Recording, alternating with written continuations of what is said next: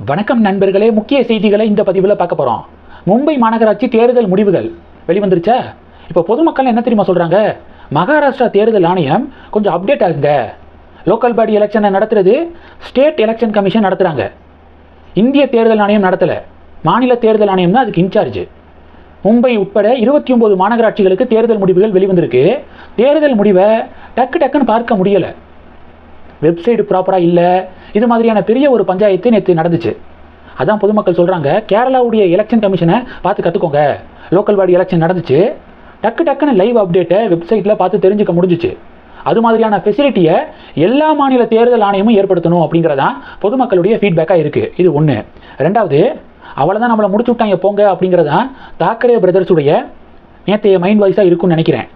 Complete டிசாஸ்டருங்க. Mumbai மாநகராட்சியை பொறுத்த வரைக்கும் உத்தவ் தாக்கரே மற்றும் ராஜ் தாக்கரேவுடைய கூட்டணி வெறும் 71 வார்டுகளை மட்டும்தான் ஜெயிச்சிருக்காங்க. மகாயுத்தி கூட்டணி 118 வார்டுகளை ஜெயிச்சிருக்காங்க. மெஜாரிட்டிக்கு 114 போதுமானது, 118 ஜெயிச்சிருக்காங்க. பார்ட்டி வைஸ் எவ்வளோ வார்டுகள் அப்படிங்கிறத நம்ம டீட்டெயிலாக பார்க்கலாம். பிஜேபி 89 வார்டுகள், சிங்கிள் லார்ஜஸ்ட் பார்ட்டி பிஜேபி தான் இன்றைக்கி மகாராஷ்டிராவில்.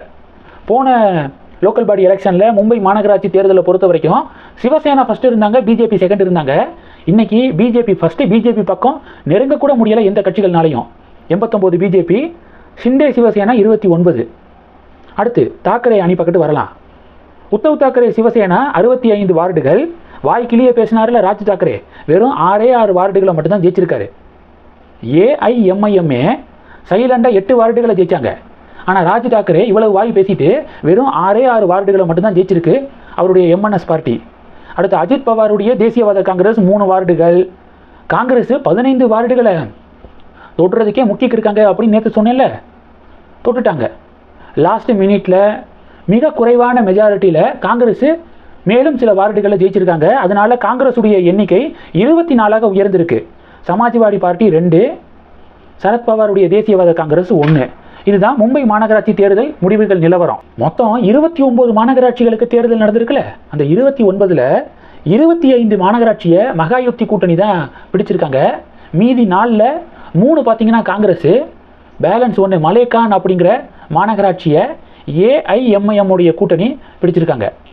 இதுதான் நிலவரம். 29ல் 25 பிஜேபி கூட்டணி, 3 காங்கிரஸ் கூட்டணி, 1 ஏஐஎம்ஐஎம் உடைய கூட்டணி. ஒரு மாநகராட்சியை கூட உத்தவ் தாக்கரே ராஜ் தாக்கரே உடைய டீமை பிடிக்கவே இல்லை அப்படிங்கிறது குறிப்பிடத்தக்கது. இது 2. மூணாவது, 29 மாநகராட்சிகளையும் சேர்த்திங்கன்னா மொத்தம் 2869 வார்டுகள் டோட்டலாக.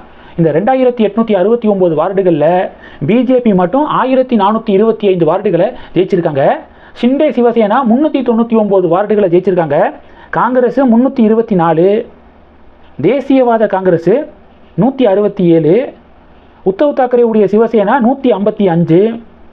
இந்த 155ல் மும்பையில் மட்டும் 65. அப்போ மீதி இருக்கக்கூடிய 28 மாநகராட்சியையும் சேர்த்திங்கன்னா அடுத்து மிஞ்சி போனால் 70 தான் ஜெயிச்சிருக்காங்க டோட்டலாக.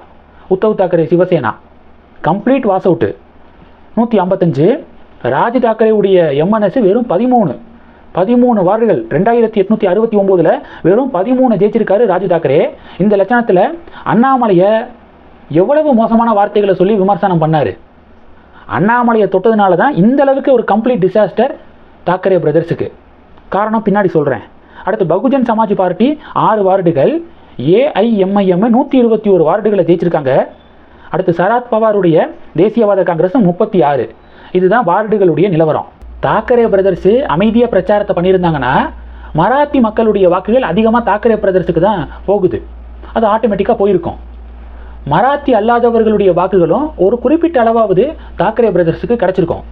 இவர் தேவையில்லாமல் அண்ணாமலையை டார்கெட் பண்ணி அதுவும் பேசக்கூடாத வார்த்தைகள்லாம் பேசுனதுனால நான் மராத்தி ஓட்ஸ் எல்லாமே கன்சாலிடேட் ஆயிடுச்சு.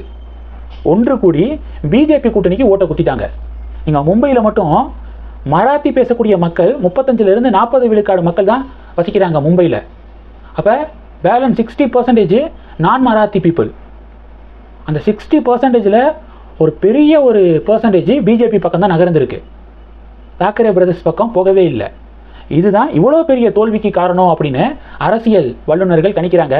தேவையில்லாமல் அண்ணாமலையை டார்கெட் பண்ணி இனவாத பிரிவினைவாத கருத்தை ராஜ் தாக்கரே முன்வச்சது தான் இவ்வளவு பெரிய டிசாஸ்டருக்கு காரணம் அப்படின்னு எக்ஸ்பர்ட்ஸ் சொல்கிறாங்க. உங்களுடைய பார்வைகளை கமெண்ட் பண்ணுங்கள். அண்ணாமலைக்கு இப்போ நிறைய பேர் பாராட்டுகளும் தெரிவிக்கிறாங்க. இந்த செய்திகளை பற்றி உங்களுடைய பார்வைகளை மறக்காமல் கமெண்ட் பண்ணுங்கள். தொடர்ந்து கணக்கில் இருங்க. அடுத்தடுத்து நிறையா பதிவுகளை பார்க்க போகிறோம். நன்றி. ஜெய் ஹிந்த்.